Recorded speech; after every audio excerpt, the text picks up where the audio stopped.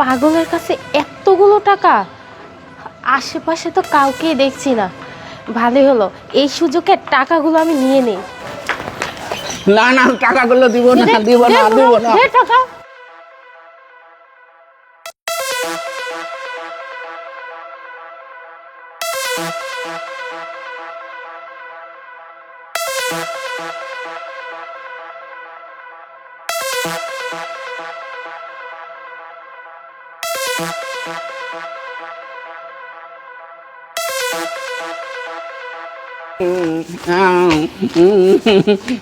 দাঁড়াও ম্যাডাম, আপনার টাকা। এতগুলা টাকা? এই টাকাগুলা কার?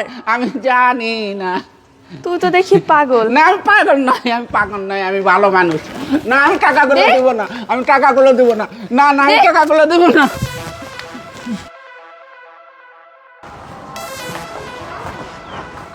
কী ব্যাপার, আমি আমার অফিসের জন্য একটা ভালো এমপ্লয়ি কি পাবো না? সবাই কি লুবি হবে, স্বার্থপর হবে? দুনিয়াতে আজকাল সত্যি ভালো মানুষের খুবই অভাব। এই মেয়েটি টাকা তো নিলই, সে সাথে আমার বাবার উপর অত্যাচার নির্যাতন করলো, ইভেন আমার বাবার গায়ে হাত পর্যন্ত তুলল। বিষয়টা খুবই দুঃখজনক।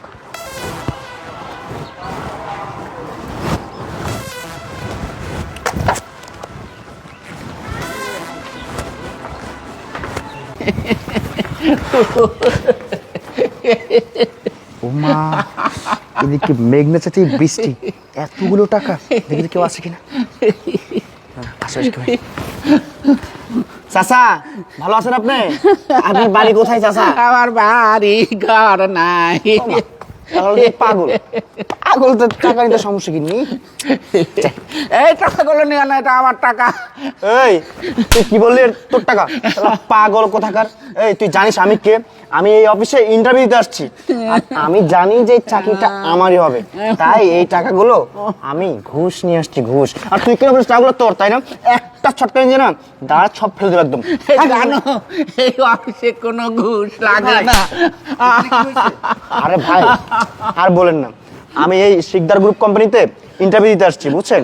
তো আমি তো জানি যে এখানে চাকরিটা আমারই হবে, যার কারণে ঘুষ নিয়ে আসছি কিছু পরিমাণ টাকা।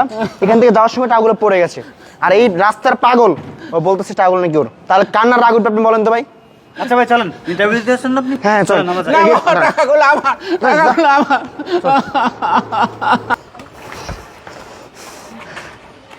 ইচ্ছে করতেছে এদের এক একজনকে পিটিয়ে মেরে ফেলি। এরা আমার বাবার কাছ থেকে টাকা নিল, উল্টো আমার বাবার গায়ে হাতও দিল, অত্যাচার নির্যাতন করলো। আর বলতেছে কি আমার অফিসে নাকি ঘুষ দিতে হবে, এই জন্য বাসা থেকে টাকা নিয়ে আসছে। পাশের যে লোকটি পরে আসলো, এই লোকটিকে ভালোই মনে হলো, কিন্তু এই লোকটিও একটাবারের জন্য প্রতিবাদ করলো না, একটাবারের জন্য জিজ্ঞেস করলো না আমার বাবাকে এই লোকটি মারতেছে কেন। আসলে এদের ভিতরে মনুষ্যত্ব বোধ বলতে কিচ্ছু নেই। এরা হয়তো লেখাপড়া করে শিক্ষিত হয়েছে, কিন্তু সুশিক্ষায় শিক্ষিত হতে পারেনি। আমি কি আমার অফিসের জন্য একটা ভালো এমপ্লয়ি পাবো না? ইস, এদিকে সময়ও তো শেষ হয়ে আসতেছে। বাবা, তাহলে তুমি ফ্রেশ হয়ে ভিতরে আসো, এদের আবার নতুনভাবে ইন্টারভিউ নিতে হবে। আমি গেলাম। Thank you sir. মিস বৃষ্টি, আপনি এক কাজ করেন, আজকে যারা আমাদের অফিসে ইন্টারভিউ দিতে আসছে সবাইকে একসাথে পাঠিয়ে দিন। Okay sir. May I coming sir? Please take your seat. আপনারা সবাই বসুন।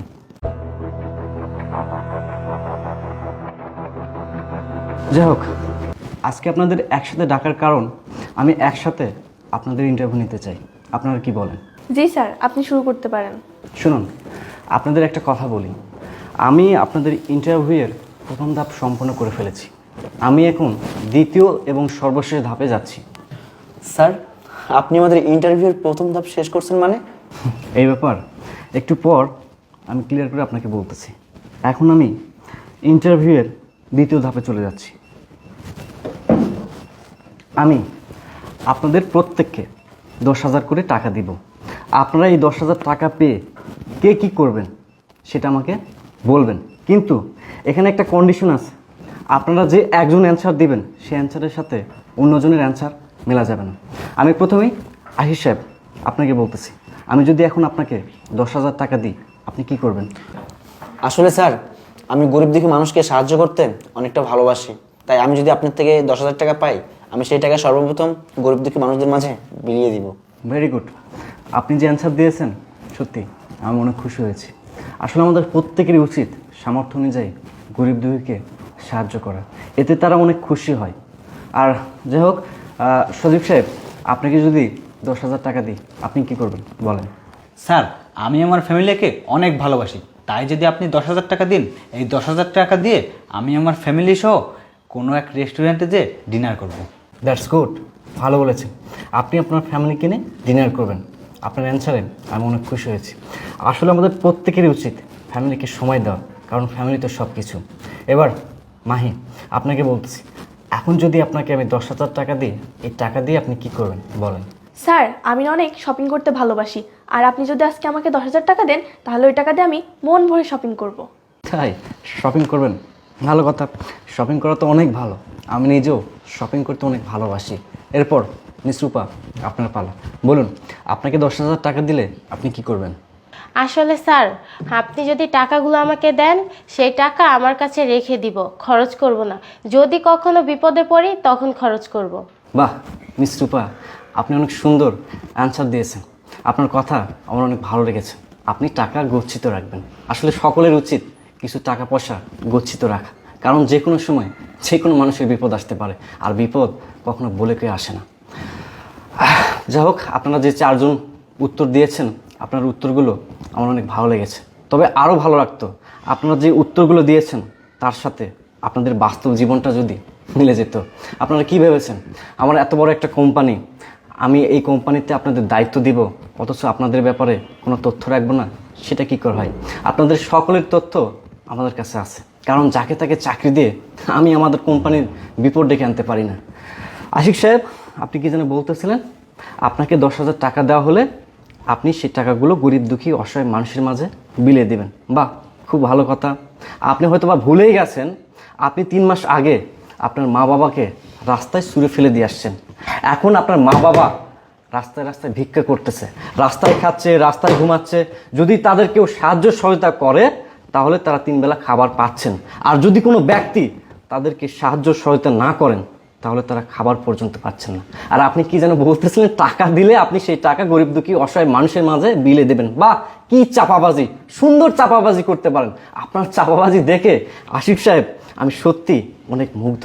আপনি কি মানুষ? আমার তো মনে হয় না আপনি মানুষ।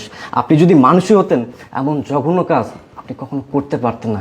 আপনার বিবেকে এতটুকু বাড়তেছে না যে আপনি যা করেছেন অন্যায় করেছেন? আমি কাকে কি বলতেছি? এতটুকু বিবেক মনুষ্যত্ব বোধ যদি আপনার থাকতো, তাহলে এমন জঘন্য কাজ আপনি কখনো করতে পারতেন না। আর সজীব সাহেব, আপনি কি যেন বলতেছিলেন, আপনাকে 10,000 টাকা দেওয়া হলে সেই টাকা নিয়ে আপনার ফ্যামিলি মেম্বারদের নিয়ে আপনি লাঞ্চ করাবেন, ডিনার করাবেন। ভালো কথা। আপনি হয়তো বা জানেনই বা ভুলে গেছেন, হয়তো ভুলেই গেছেন, কারণ আপনার তথ্য আমাদের কাছে আছে। আমরা খুব ভালো করেই জানি আপনি আপনার ফ্যামিলি অর্থাৎ আপনার মা বাবাকে আপনি অনাথ আশ্রমে রেখে আসছেন। কেন রেখেছেন?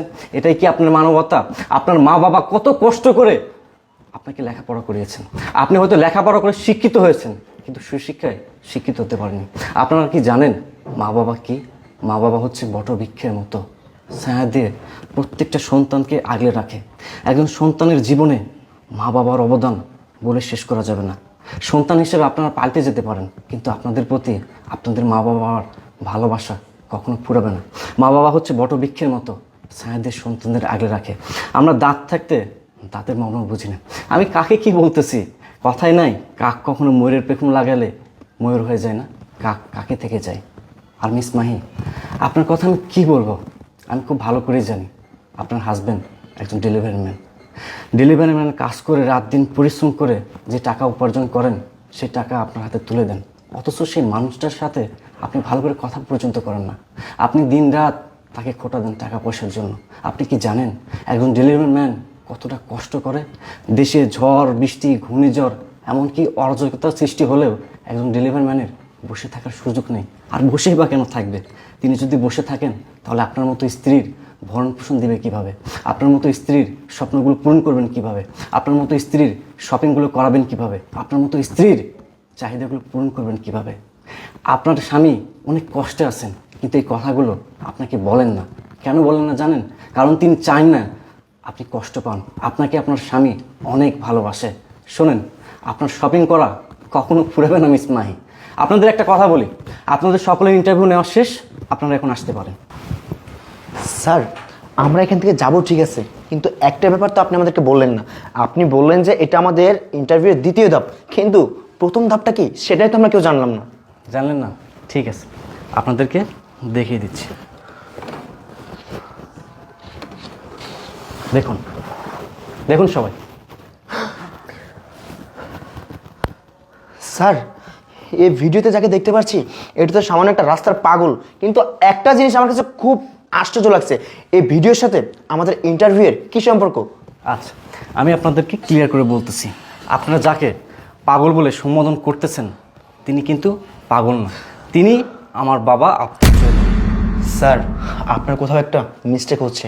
একটা সামান্য রাস্তার পাগল সে কিনা আপনার বাবা, এটাও আমাদেরকে বিশ্বাস করতে হবে। বিশ্বাস করতেছেন না, তাই তো? ঠিক আছে, আমি আপনাদেরকে প্রমাণ করে দিচ্ছি। বাবা আসো, দেখেন তো এই মানুষটাকে চেনা যায় কিনা। আরে, এটাই তো সেই লোক যাকে আমরা আমাদের এই কোম্পানির নিচে পাগল সেজে দেখেছিলাম।